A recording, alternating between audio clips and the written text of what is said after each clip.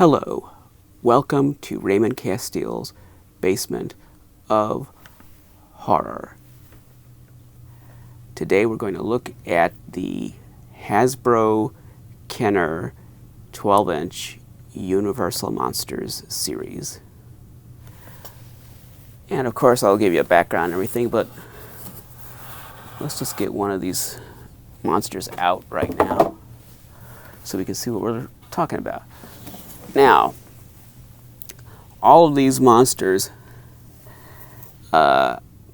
before recording this, all these monsters were wrapped up in plastic like this. This is an extra Wolfman that I've got. And just for, you know how I love to entomb my toys in plastic, cocoon them in plastic. For this show, I tried to very carefully take the plastic off so I could reuse it. And after spending about 20 minutes trying to take the plastic off of one of these, I said, oh, the heck with it. And I got some scissors and just cut all the plastic off. So all these monsters now are free to breathe. Well, they're still in boxes. They can't really breathe. But the boxes are exposed to the air for the first time in, what, 23, 24 years. So if you've watched this for a long time, you know how I am about encasing my toys in plastic bags. So I made that great sacrifice for this episode. But this is what we're going to be talking about today. This one is still in plastic, obviously. We're going to be talking about these things. So we'll just set him over here for now. Okay.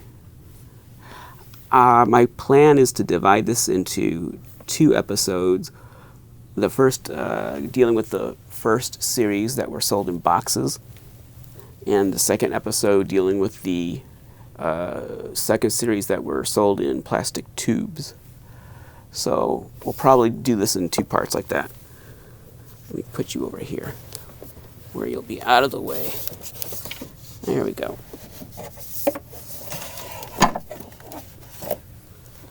So first, a little bit of, and I apologize for not having a new episode in several weeks. You know, we had the holidays, and that was stressful, a lot going on.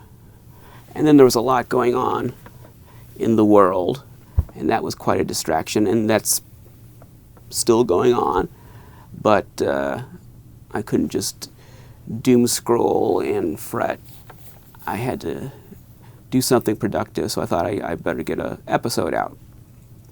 And if the world is still here by the time this hits YouTube, then so much the better. So let's talk about Hasbro and Kenner and these monsters. Now, in the last episode, we talked about the United States Postal Service stamps released in 1997. They had Bela Lugosi as Dracula, Boris Karloff as the Frankenstein Monster, and also Imhotep the Mummy, and Lon Chaney Jr. as the Wolfman. And as we said in that episode, those stamps unexpectedly launched this big wave of monster merchandise. You wouldn't think postage stamps would do that, but they did. They triggered this tidal wave of all this monster memorabilia, and we had a little monster craze, like the 60s and the 70s monster crazes. We had a little monster craze in the late 90s into the early 2000s. And these toys are one of the first major toy lines that resulted from the attention brought to the Universal Monsters as a result of those postage stamps. And you'll see just how closely tied in with the postage stamps they are in just a moment. But before we talk about the monsters, we need to take a little detour and talk about G.I. Joe. In 1991, Hasbro reintroduced the 12-inch G.I. Joe figure. There hadn't been any 12-inch G.I. Joes since 1978. But due to collector demand mainly, in 91, Hasbro put out a new 12-inch G.I. Joe. It was a character called Duke, who was from the 80s Real American Hero 3 3/4 inch series. So Duke was one of those little figures in the 80s, and they, instead of doing like 60s like realistic Marines or Army kind of generic soldier character, they chose, and it was probably a smart idea, they chose to use 80s Real American Hero G.I. Joe characters. And that way they would appeal to the adult collectors that remember the 12-inch G.I. Joes from their youth, and they hopefully would appeal to either younger collectors or kids who are more familiar with the 3 3/4 inch line. So it was a smart idea to use those characters. The first one was Duke. He was wearing a camouflage uniform modeled off of the uniforms that the soldiers wore in Desert Storm.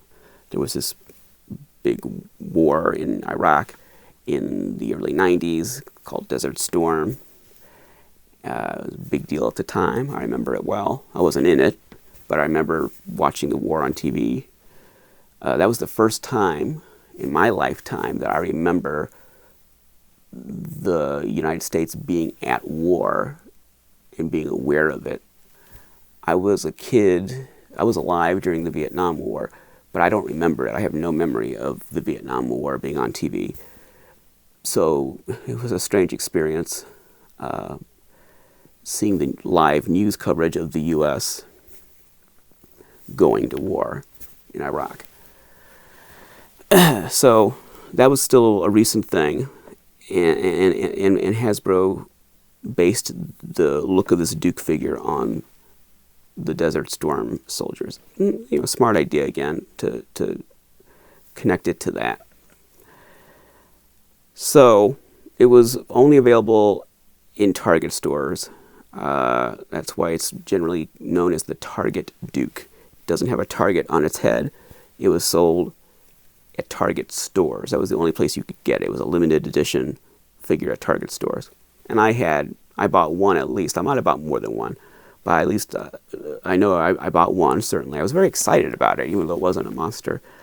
It was exciting to see a 12-inch G.I. Joe on store shelves again, because I grew up with the Adventure Team G.I. Joe, and I remember those, and I was never interested in the little G.I. Joes.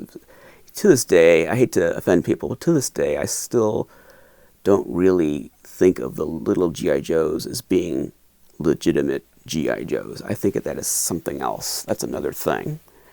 G.I. Joe, when I think of G.I. Joe, I think of the 12-inch figures with the scar on the cheek and the weird, either the kung fu grip or the weird hands, like one's like this and one's like that, and, the flocked hair. So that's my G.I. Joe. In 1992, Hasbro expanded the line. So they had just the Duke at first. That was it. Then they expanded the line. I don't know if they really had planned to do any more than Duke. I think that might have been a one and done. But there was it was so well received that they decided to make a whole series of these things. So in 1992, they expanded the line with 4 more figures, and they changed the body. The Duke had sort of a body kind of like the Ken doll, Ken from Barbie, Ken and Barbie. It was a little slimmer. It was a little more realistically proportioned. But these new ones in 1982, when they redesigned it, they did a new version of Duke, and they did 3 other characters. They created what has come to be known as the Hall of Fame body. This series was called G.I. Joe Hall of Fame. that became the umbrella title for this whole series of 90s 12-inch G.I. Joe figures. So they put out these figures on these brawny bodies that were really thick and muscular and were muscle bound. The arms were like this, kind of like a gorilla, like a stereotypical sort of a weightlifter or something like he might be depicted in a cartoon, with these arms like this and these hands that could grip. The first target dude couldn't really grip his weapons, but they redesigned the figures with more muscular arms and these hands that could grip things. And they were really heavy, these figures. They had a lot of weight to them, and they didn't have a lot of articulation. They didn't have the very advanced articulation of the 60s G.I. Joes with all the very, very posable elbows and wrists and shoulders and everything. They were much more rudimentary, where they could just kind of move like that and had like swivel joints. I think the legs maybe had those plastic stems inside, like the Barbie figures, so you could kind of click, click, click, click, click, and pose them that way. And just when I think of those figures, I think of heavy figures, like you could clobber someone over the head with those things. They were so heavy and hard, but they were durable. And it was interesting. They kind of bridged they had 1 foot in the collector universe and 1 foot in the kid universe, because they were built to be very durable and had a lot of play value. You could really play with those things, but they were clearly marketed towards adult collectors. So I think both. I think adults bought them, and I think kids bought them, and I think adults bought them for their kids. I think that was a big thing too. I think a lot of dads wanted to introduce their son to the G.I. Joe that they had when they were a kid. So in 1993, they started introducing non-G.I. Joe characters. They did video game characters or movie characters like Street Fighter II and Mortal Kombat. The point is, they were not G.I. Joe characters. They went outside the G.I. Joe universe, and that's important as we see this evolution. They started with reintroducing the G.I. Joe, making more characters, and changing this body to this stocky, heavy, muscle-bound Hall of Fame body. And now they're introducing new characters that are not G.I. Joe characters, that are not soldiers, that are from other intellectual properties. Then in 1996, they started making Star Wars figures, 12-inch Star Wars figures on these Hall of Fame bodies. And I remember I bought several of those when they first came out. I bought like Luke and Vader and Han, and I don't remember all the ones. I think there was a Lando. There were a lot of different ones at first, and then they started getting into the more the deep cut characters, like the Cantina band player and Grand Moff Tarkin, Tusken Raider, and so on. And eventually, now they looked really weird on their Hall of Fame bodies, those Star Wars characters.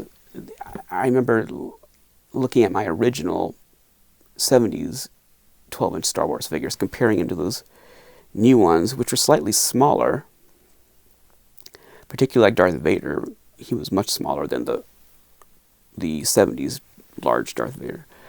Trying to think, like, which one's really better, because these new ones, they have more detail, but there's something off about them with those bodies.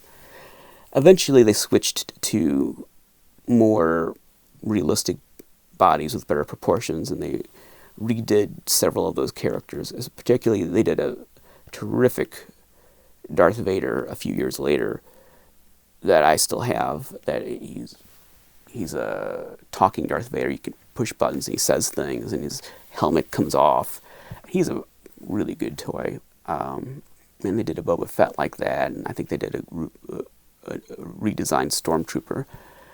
And of course, with the new movies, they've done all kinds of stuff. But it started with those Hall of Fame body G.I. Joe style Star Wars figures in 1996. This was before the prequel films came out. So we've gone through all this. Now, 1997 came the next step. And that's when Hasbro introduced Universal Monsters on these Hall of Fame bodies. They had the G.I. Joe, they had the video game, movie characters, had Star Wars, and now they've got Universal Monsters in the same style. And that brings us to what we're doing here. And then later they came out with Planet of the Apes on those bodies, and I don't know what else. They did other things, but I remember particularly the Planet of the Apes. And then they kind of dropped that. Well, they did a few other things in that body type, but they Hasbro adopted a more articulated G.I. Joe body for some of the 2000s G.I. Joe items.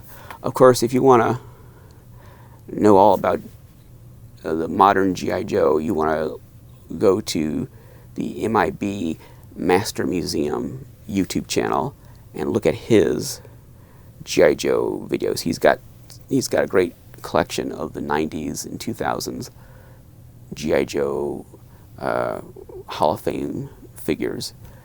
And he's got lots of great videos showing off all the different characters and different styles. So the MIB Master Museum YouTube channel is where you want to go to find out more about the 90s rebirth of G.I. Joe. But now that we've gone through all that to bring us to this point, let's talk about the monsters. But I wanted to place them in context because it's important, I think, to know about the postage stamps and the G.I. Joe rebirth coming together to give us these monsters. Okay, so 1997, the postage stamps came out, and and all this other monster merchandise came out with it, but there weren't any action figures yet. The first action figures that were inspired by the postage stamps were the ones I'm about to show you here. And the first offering was a boxed set of Frankenstein, Mummy, and Wolfman, and they were only available through a JCPenney catalog supplement. It wasn't the Christmas catalog. It was like a special little catalog that came out mid-year. I don't remember what time of year it came out. I want to say summer, because I think the idea was they were looking ahead towards a Halloween with these monster figures, I think. So the supplement came out summertime or late summer or something like that. Because I have a vague memory of finally getting my hands on them in October. I wonder if there's a date on this, like a shipping date.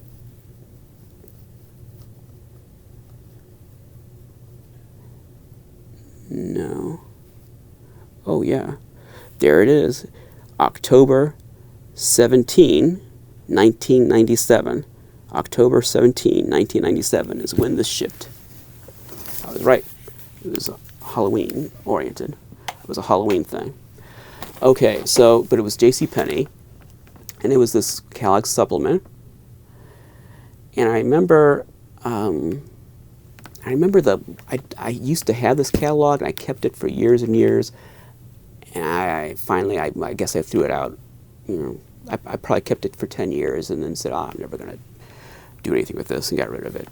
But I remember the text made it sound like the figures were not action figures, but they were like cloth, like maybe like old-fashioned kind of dolls that are like, you know, have a wire armature and have cloth like gauze wrapped around it to build up the shape of the body.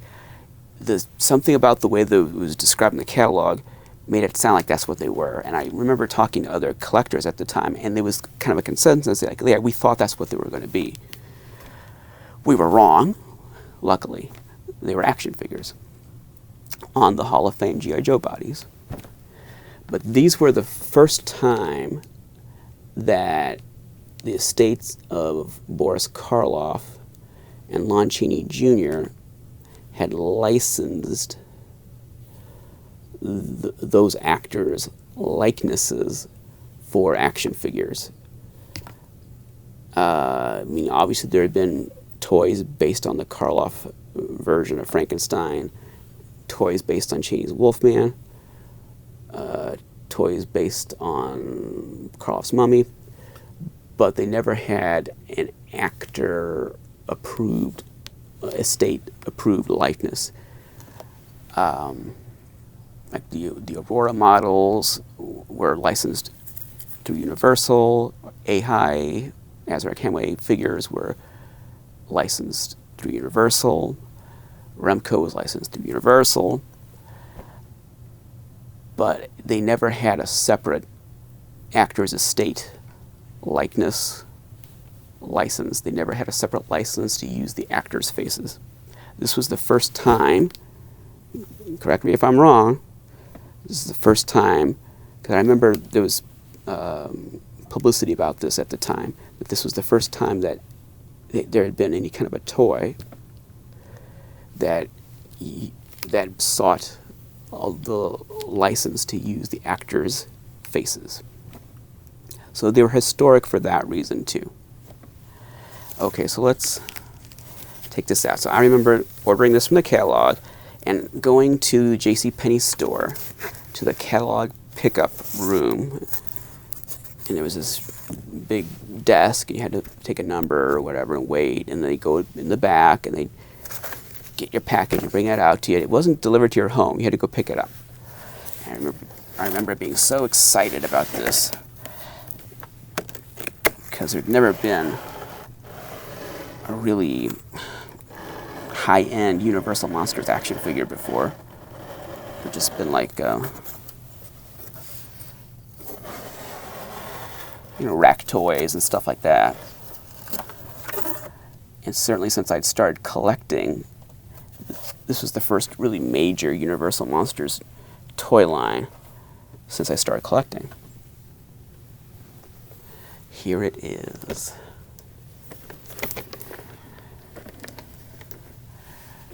There's the boxed set.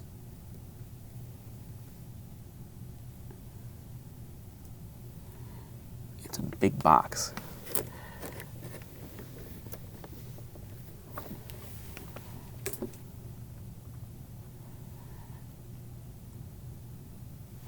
And this, I had this wrapped up in plastic until just tonight.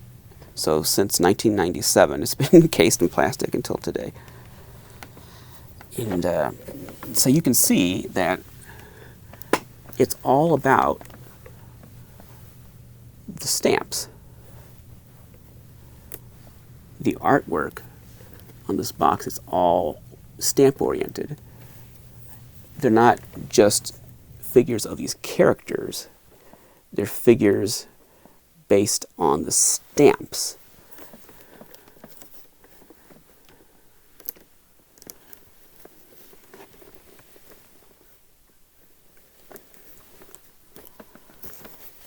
Let's see if I can read some of this here. So we have a collector's series, Universal collector's series, this foil emblem right here. Universal Monsters commemorative stamp offer inside. So there was an offer inside this box to order postage stamps. I'll give you a shot of this little foil leaf sticker on there.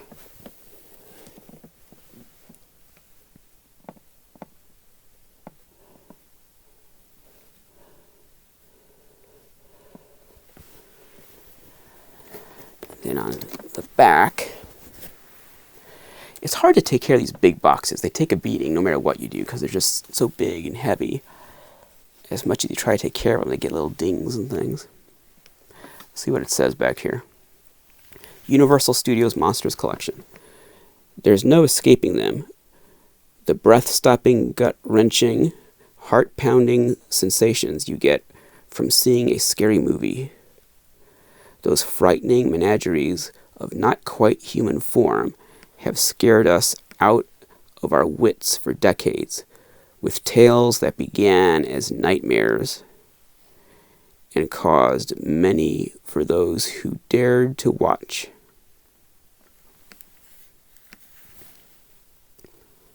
Horror, fear, and terror are anything but dead issues in Hollywood and have made their undeniable mark in movie history. This special edition from the Universal Studios Monsters Collection is a tribute to some of the greatest legends of this macabre movie genre.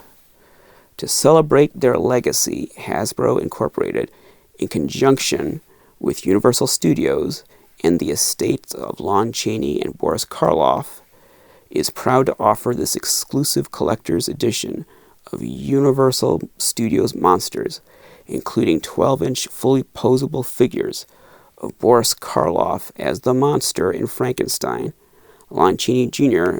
as the Wolfman, and Boris Karloff as the Mummy, featuring authentic costume, makeup, and likenesses from these classic movie thrillers.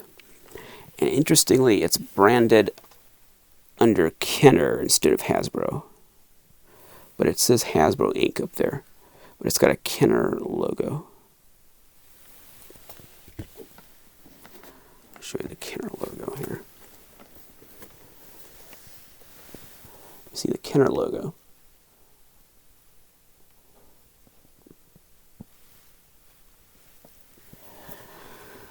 Now, that's interesting. You're going to see Kenner on some of these other ones. So Kenner was purchased, Kenner, of course, is legendary. Toy company made the Star Wars figures, $6 Million Man, all kinds of good stuff. Kenner was purchased by Tonka in 1987. Tonka was purchased by Hasbro in 1991. And Hasbro closed down Kenner in the year 2000. So Kenner was purchased by Tonka. Tonka was purchased by Hasbro. And at this point, Hasbro is branding these monsters with both their Hasbro brand and the Kenner brand. And it's interesting that the back of this box it talks about the Frankenstein Monster. And also interesting, instead of just calling it Frankenstein. And we'll see if that does that hold true. No, I don't think it does. On some of these later ones. And the stamp, it says Boris Karloff in Frankenstein. Lon Chaney Jr. as the Wolfman, Boris Karloff as the Mummy, but it's Boris Karloff in Frankenstein. So they're making an effort to differentiate between Dr. Frankenstein and the Frankenstein Monster, at least with this product. That's not always the case. Okay, it's ages 5 and up. So they are thinking about little kids with this. All right, so how am I going to do this? All right. Can I do it here?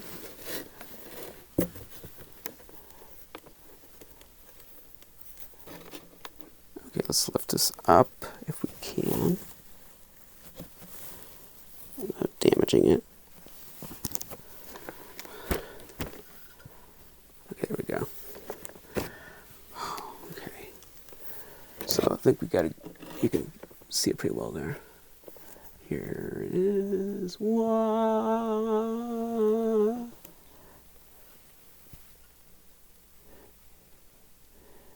There are the 3 monsters.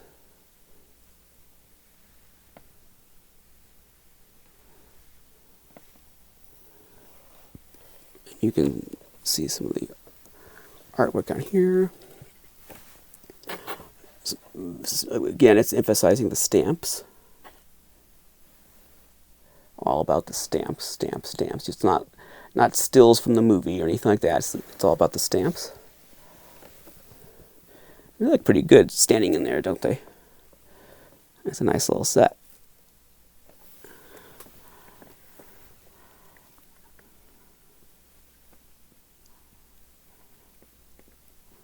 So let me take a look at these and see if I have anything brilliant to say about them. Well, there's a lot of text. I'm not reading all that. There's a lot of text. It's talking about the origins of the book Frankenstein, talking about Mary Shelley. So each monster has like a little, its own write-up. Talks about the Wolfman and werewolves. And the mummy has his own write-up. So,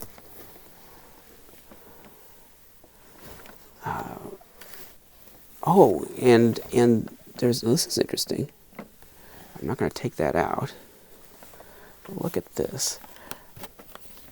I wish I could grab one of these cameras and just do a handheld for a second. That'd be nice. But, so let's see if you see that. This card right here, that card, that comes out. That is a separate card that's stuck in there. That's what you use to send in to get the postage stamps. That's interesting. Okay, so these monsters, we'll see these again because I'll look at the individual box ones. I think they're the same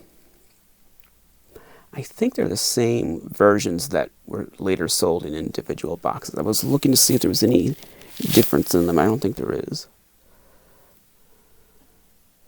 I think they're the exact same ones. I remember when these first came out, I think my first impression was Frankenstein. He looked like he was wearing makeup. Not horror makeup, but like beauty makeup. And a lot of other collectors noted that, and that was a little odd. And I remember thinking that Mummy, it looked like he probably couldn't move. He was so tightly wrapped, and I kind of wanted to see him maybe with looser wrappings or bandages hanging down. And I was pretty happy with Wolfman. I didn't have any complaints there. But we'll talk more about the individual characters in a second. Let's have one more look at this. I think this camera is probably the best one to pick that up. One last look at this lovely set.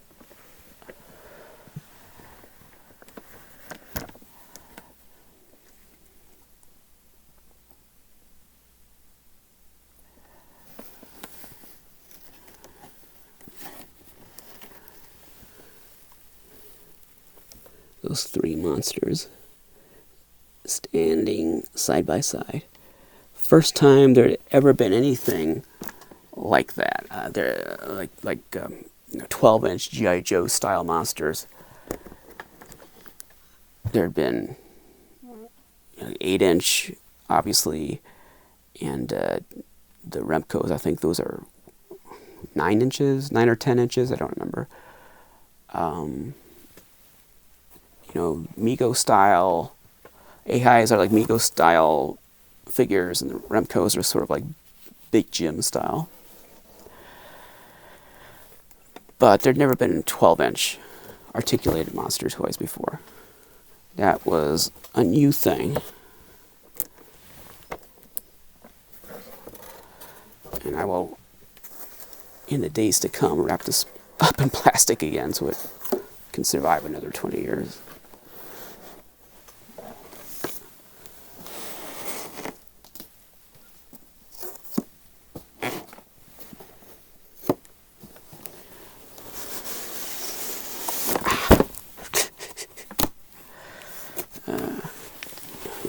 Get in there.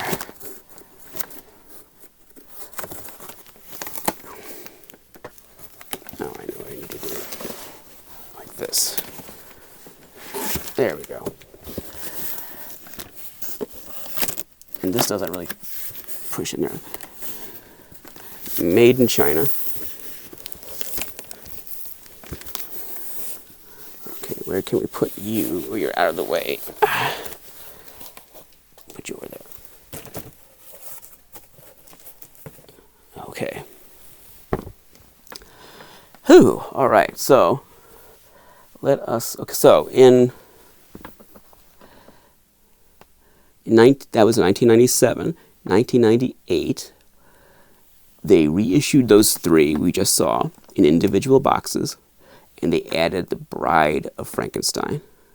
And of course, every time I say the name, I want to go the Bride of Frankenstein. Ding, ding, ding, ding, ding, ding, ding, ding. They added the Bride of Frankenstein and the Phantom of the Opera. But the Phantom of the Opera was the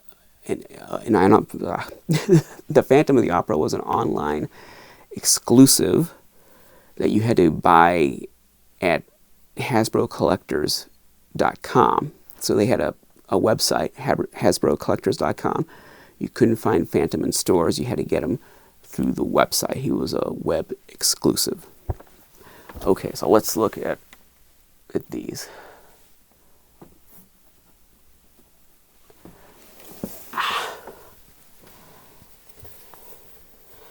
Here's Frankie. I think he's the same as the box one we just looked at.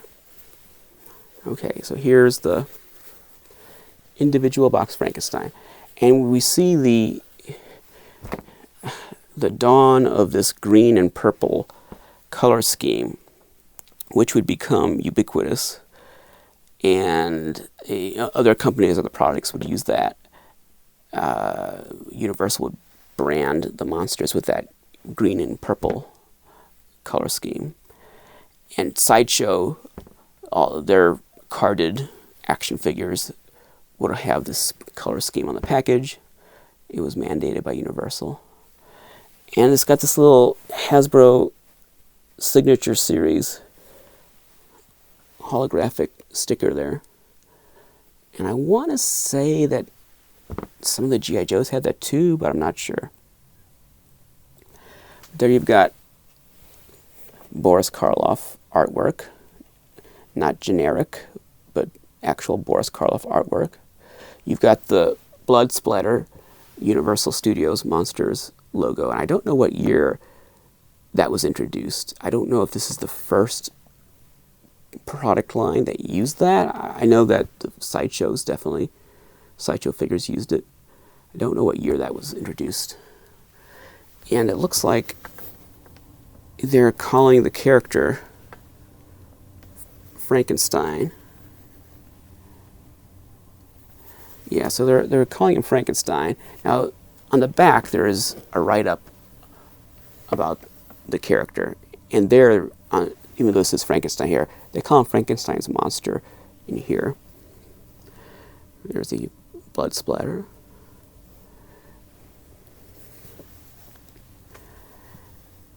And I don't know if, well, let's turn on, yeah, I think you can see it. There it goes. So behind him, he's got the bride. It's like he's standing in Dr. Frankenstein's laboratory and the bride is standing behind him. So here's that face. So I remember at the time, collectors were referring to this as the Boy George Frankenstein. I heard that nickname a lot. Because he does look like he's wearing beauty style makeup, cosmetic makeup, instead of, scary makeup. They made the choice to put a little pink on his cheeks. I like it. I think it gives it a more fun, toyish look. But it would have been nice to have the maybe more gothic, serious-looking colors on him. Maybe have a pale gray skin or dark, like dark gray or black on his cheeks to make a sunken look. And I've seen this head repainted, and it really it looks a lot better. It's actually a very good sculpt. It doesn't really, I don't know if you can tell looking at it with this paint, but it's actually a very good Boris Karloff Frankenstein sculpt. It's just the paint they chose to use, the way they chose the color scheme was a little odd. But I like that. I like that it's not, oh, and here you can see his hands. So the body is that Hall of Fame body, but they put different arms, I think from the mid-shoulder, like from the bicep down, I think, or certainly from the shoulder down. And I mean, from the elbow down, it's definitely new, and maybe from the bicep down, I'm not sure. I don't know if it's the entire arm that's new or not, but those are not the G.I. Joe arms and hands. They made monster hands, monster arms for this toy line. They have, and I like that they have those really big hands. I like monster toys with big monster hands. So it's got these little windows on the side. I like that, so you can see more of the toy. It's a fancy box, actually. It's a pretty fancy box. So he's a fun Frankenstein. He's a toy. He's not a $300 Hot Toys Medicom whoop-de-doo collector's piece that, as we would understand it today. It was marketed as a collector's piece, but it was still a toy. And I like that. It's like I said, it has one foot in the toy world and one foot in the collector world. It's marketed towards adult collectors, but it's still a toy. It's still something a child would play with. And it was sold in the proper toy department. It wasn't sold in the adult collector aisle or whatever. I tell you about these like at Walmart and Target, they got the adult collector aisle. And I mean, they had that at Toys R Us before it went out of business in the United States. So that's not something new, but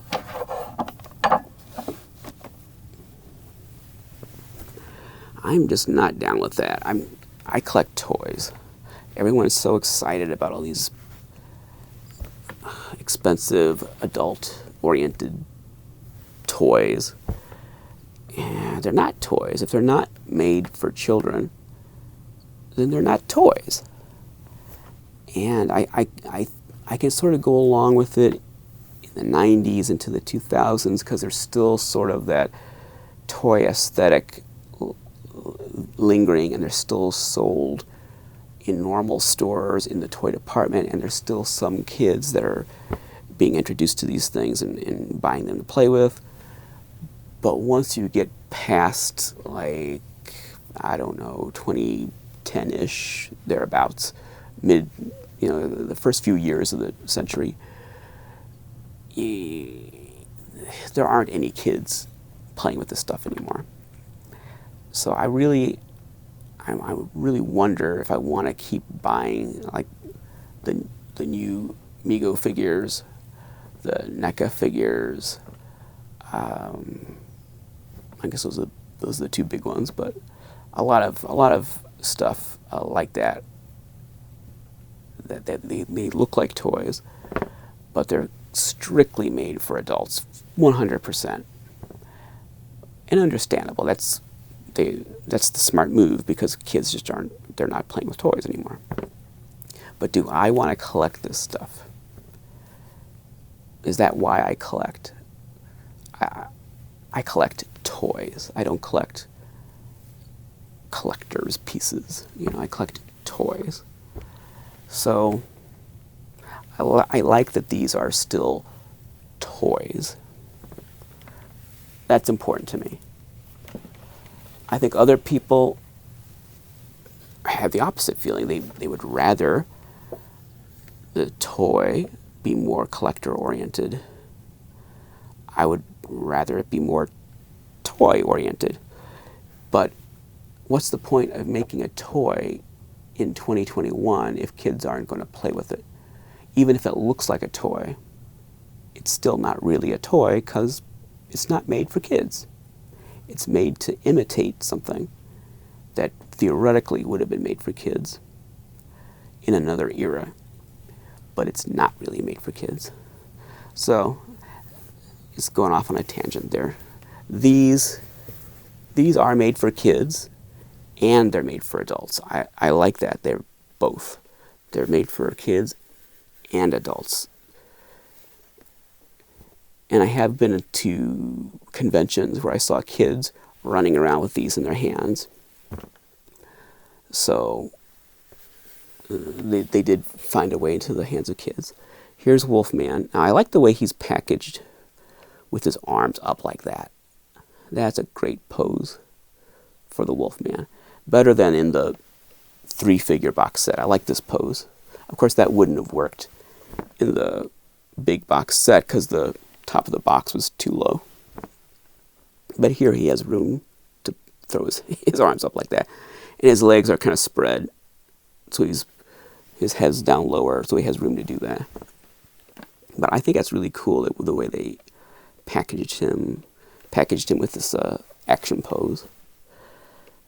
And I tell you, this is the one figure of the Hasbro set that, by the way,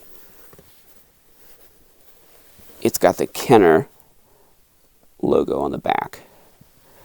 But as I already showed you, it's got the Hasbro sticker on the front. So I call them the Hasbro set. You could call them Kenner Hasbro, Hasbro Kenner. I call them the Hasbro monsters. But anyway, you see it's got the same insert back there with the Bride of Frankenstein. So I was going to say, though, this is the one character from the Hasbro monster set that I think is superior to the Sideshow 12-inch version. The Sideshow 12-inch Wolfman, I think, is probably the weakest monster of the 12-inch Sideshow series. I think they really missed the boat on the Wolfman. This doesn't miss the boat. This nails it. Given the format, given the style, given the aesthetic used, this nails it. This really is the Wolfman. I like that. I prefer him to the Sideshow one. And here is, they've all got that kind of half portrait, which is cool. I like that.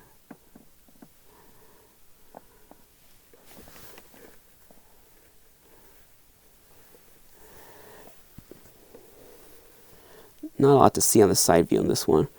Does he have the same? So he does not have. You can't really see because they're up in the corners, but he does not have the giant hands that Frankenstein has. Frankenstein has those big old monster hands. Wolfman has smaller, more realistically proportioned hands. Of course, they're hairy with claws, but they're realistically proportioned, and they have a nice kind of pose to them. I wonder if I can get a shot of those hands. Hard to see. I think you can see them in there, but you can see they're not giant hands. And it's cute on the Frankenstein doll because it gives him a dollish kind of fun look. But I like that the Wolfman has more realistic looking hands. His waist is a little narrow. Maybe they could have put a little padding around his waist.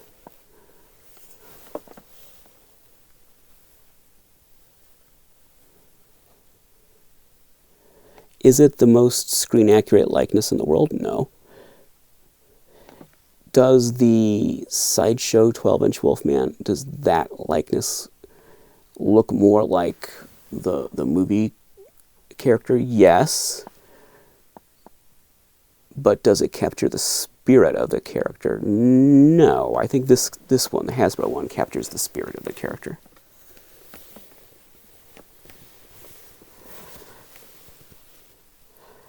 kind of like something I've said about the Azrak Hamway figures. I think of all the Universal Monster figures ever made, those really capture the spirit of the characters. Other toy lines like Sideshow, whatever, capture the likeness, but I think that Azrak Hamway figures capture the spirit. So here's Mummy.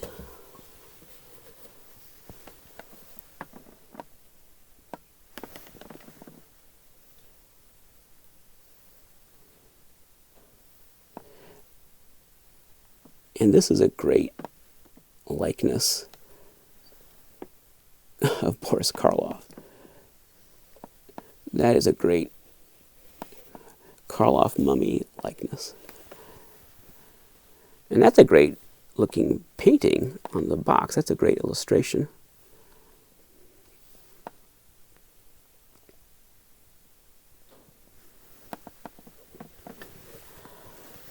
And he has his ring. Which hand is it? There it is. So I like that they put the ring on his finger. Isn't that cool? He's got his mummy ring.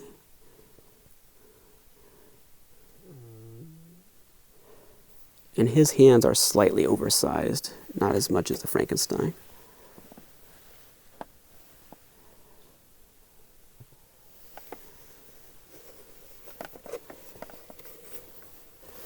He's all bandaged up from head to toe. Well, from neck to toe. And I've heard that this doesn't pose really well because of the bandages, that they're kind of restrictive. It's harder to pose him because of those bandages, and it looks like it would be. It also looks like as soon as you start moving him around, those bandages would just come off. Unless they're glued. They might have applied some kind of adhesive to hold him in that position. I'm not sure. I've never touched one of these outside of the box, so I don't know what those bandages feel like. But I like the likeness a lot. I mean, that's a great sculpt of Imhotep.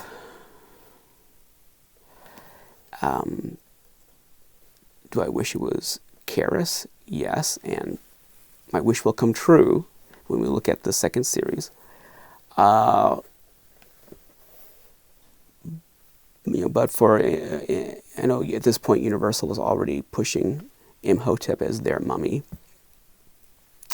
So given that, it's pretty good. I mean, we all know Imhotep doesn't really walk around in the mummy. He's lying there, he comes to life, and he moves his arm, and you see his arm go into a shot to get the scroll, and that's it. So we never really see the full body Karloff mummy walking around. So you can only imagine what he should look like. But my image of a walking mummy, of course, is Karis with his shambling gait and the bandages hanging off of him. And this doesn't look like that. But, I mean, instead of talking about criticizing it for what it isn't, I would rather praise it for what it is. It's pretty good. And the Sideshow 12-inch mummy, they made an Imhotep, and they made an Ardith Bey as well in 12 inches. The Sideshow 12-inch mummy is another kind of a near miss in that series, because the body for the Sideshow figure is so skinny, and the bandages are so tight, and you can see all the joints, like especially around the hips. It doesn't look good, and I think they really needed to give the Sideshow, not talking about this one, talking about the Sideshow, they should have given him a thicker, like a body stocking underneath the bandages to bulk him up a little bit and hide some of the joints. Okay, so here's out of the ones that were sold in stores, this is the new one that was introduced to the line, the Bride of Frankenstein.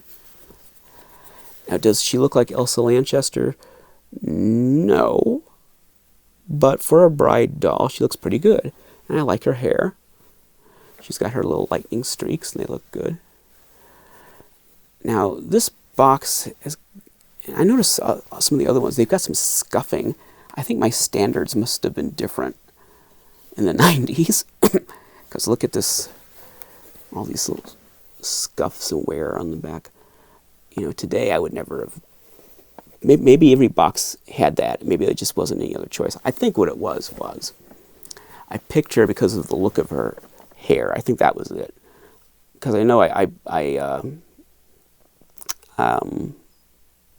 bought this at the store. I bought all these at the store. I didn't buy these on eBay. These all came from the store. And I'm sure I looked at several of these on the shelf, and I picked her out because I think she had the best hair. And that trumped the condition of the box. You know, the box is not bad, but it's got a little bit of some rubs on the back. But her hair is great.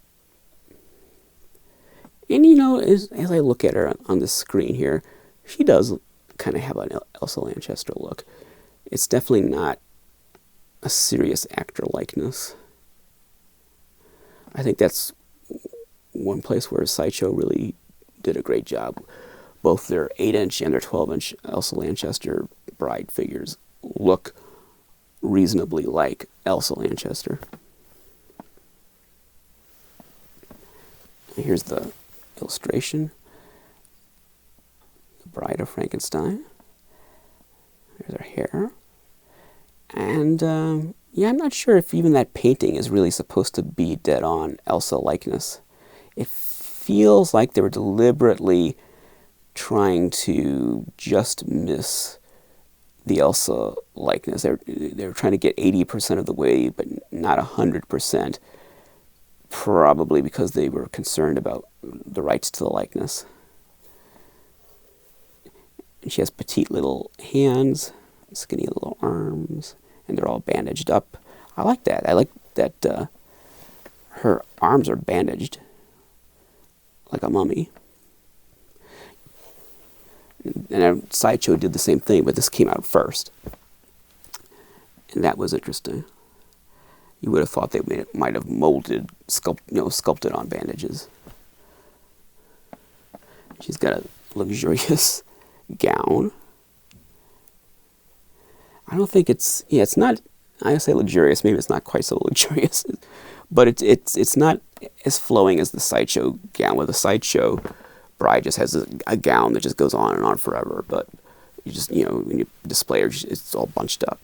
This one looks like the gown pretty much ends at her ankles, but for the style of toy this is, that's what they should have done. I mean, it wouldn't have made sense to have a gown that hung down 6 inches past her feet. I mean, it looks good. The way the shoulders on the costume are designed looks like it should. Looks like the costume in the movie. It's a good toy. It really is. And they all have the same insert. So the bride has the bride lurking around behind her.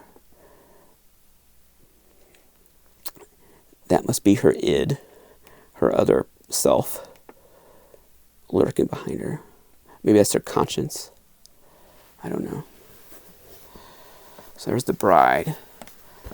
This was the first articulated, there was an Aurora model kit, but this is the first articulated bride toy. I mean, maybe I'm forgetting something, but I believe this is the very first articulated Bride of Frankenstein action figure. So that's kind of important.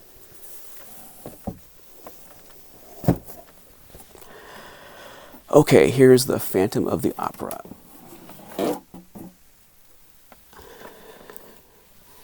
Does this have a Cheney likeness?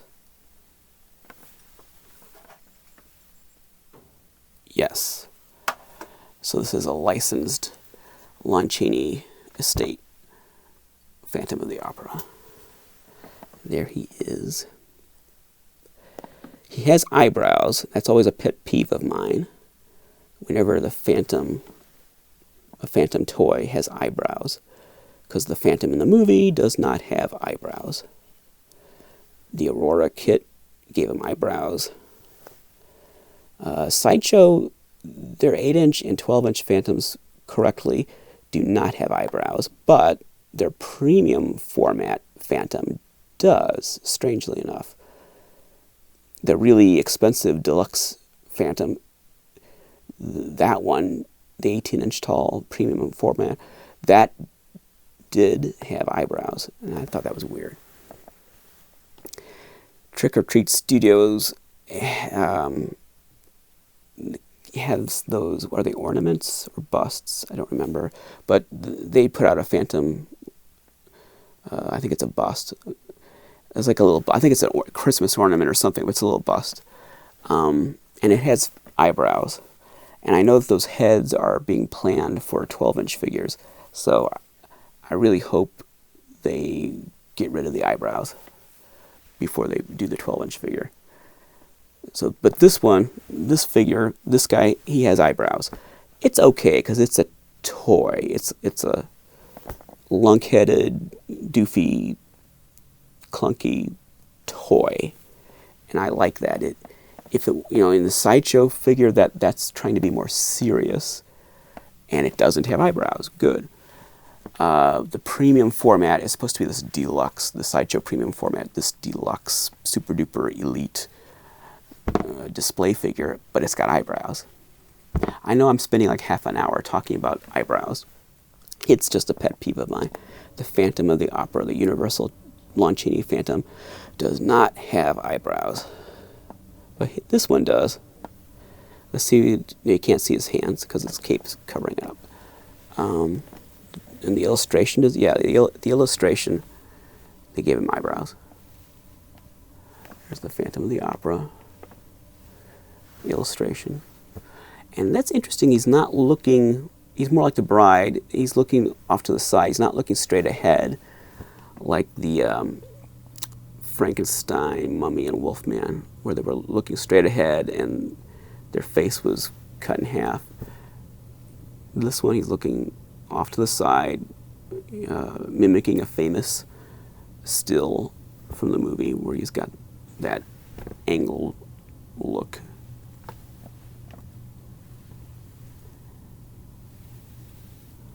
You can't tell a whole lot about his costume, which is often the case with Phantom figures when you see him in the package, because the cape covers everything. You can't really tell a lot about the quality of his costume, but it's pretty good. I mean, he's got a pretty nice deluxe, for the type of toy that this is, a pretty deluxe, well done costume. And it's a nice figure.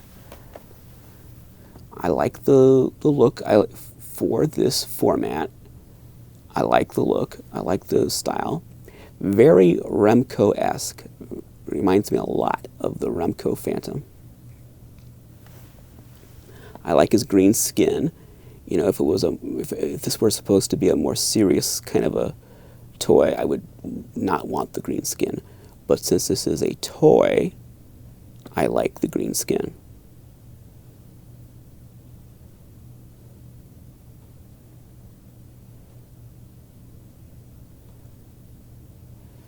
The more I look at it, the more I feel like there had to be some Remco influence on this.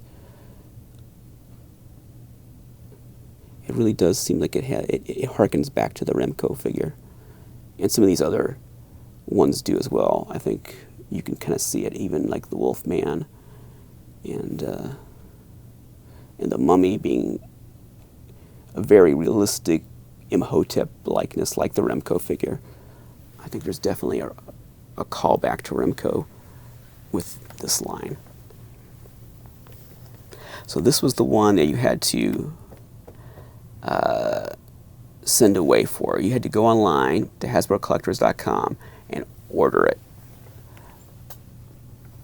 And it would get mailed to you.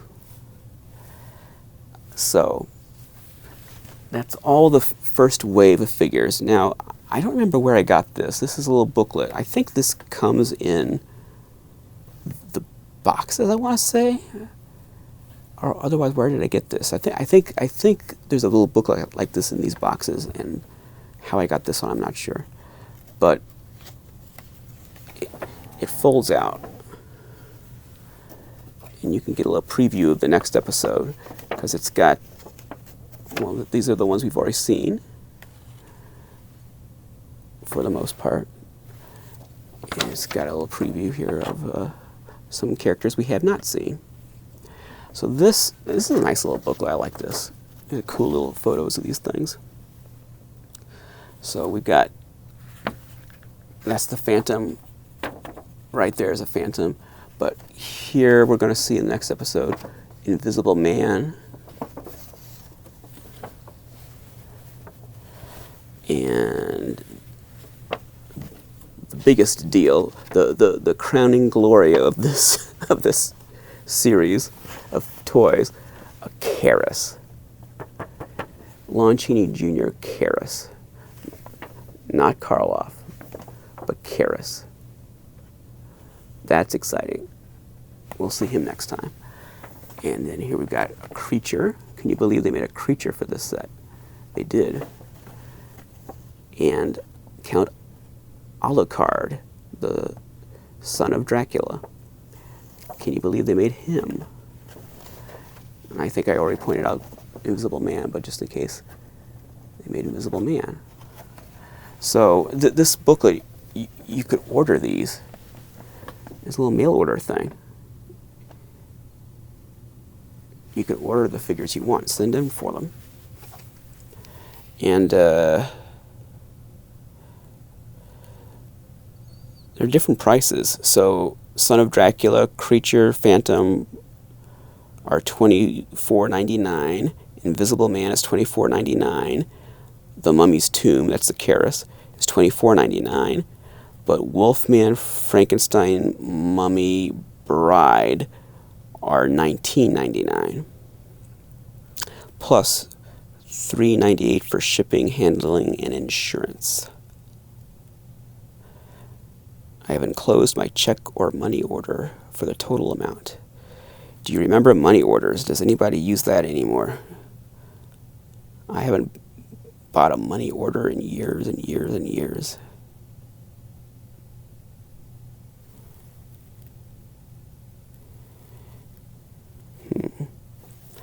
I like, this is cute. Just the idea that you could fill out that little form and get a money order, mail it in, and get your monsters. That's why I say they're so toy-ish. Yes, they're aimed at collectors, but they're also toys. And they're fun. I like that image of the monsters. They're coming to get ya. These are fun toys. I like that. I know that it's generally said that the Remco figures were the last set of monster toys, classic monster toys, that were marketed to kids. And I would pretty much go along with that. I mean, I know there's the Imperial figures from 1986, and there's the Playco figures, which were a little collector-ish Playco figures, as junky as they were.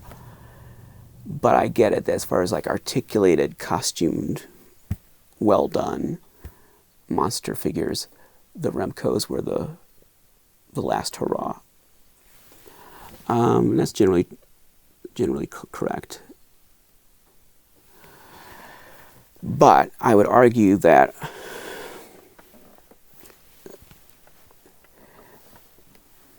these are,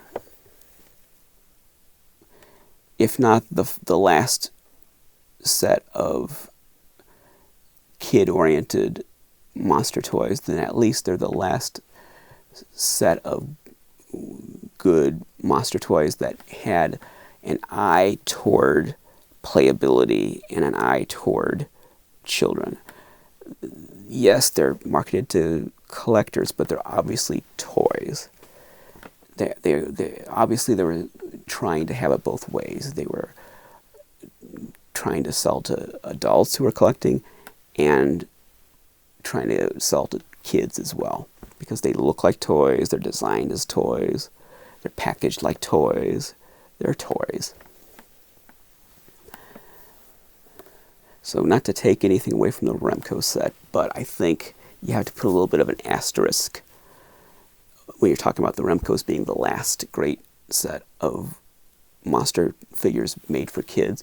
You got to put a little asterisk there. Yes, technically, but these Hasbros also had an eye toward the kid market. So I think that's it. I think we'll wrap it up there. Next time we'll talk about the second series, and we'll look at the Creature and Karis and Alucard and Invisible Man. So until then, thank you for watching. Don't forget to subscribe to this channel. Subscribe, click the bell icon. I don't say ring the bell, that's stupid. Click the bell. And also, I have a Facebook group. Raymond Castile's Basement of Horror has a Facebook group. Not a lot of activity there yet. We're still kind of getting geared up, you know. As of now, we have 99 members, so you might be the 100th member.